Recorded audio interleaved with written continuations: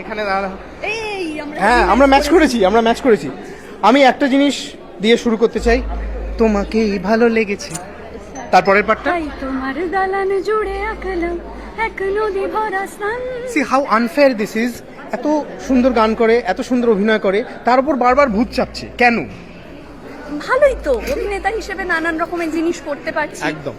মানুষ হিসেবে ভূতে বিশ্বাস নেই, কাজেই আশাও করছি না ভূত চাপবে। এটা অ্যাক্টিং করতে ভয় হয়নি কখনো? একদম না, আমার কোনো ভয় নেই। তোমার পারফরমেন্স থেকে আমরা ভয় পেয়ে গেছিলাম, বিশেষ করে season 1 was oh my god. Thank you এটা মেকার্সদেরও ক্রেডিট, সেরকম বানিয়েছে, সেরকম লুক তৈরি করতে। পরমদা চরম ভয় পাইয়ে দিয়েছে।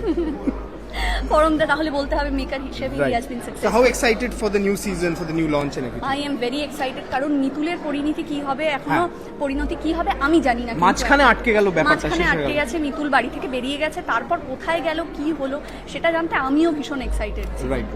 স্পটলাইট অন বাংলা এই কথাটা বললে কি মাথায় আসে?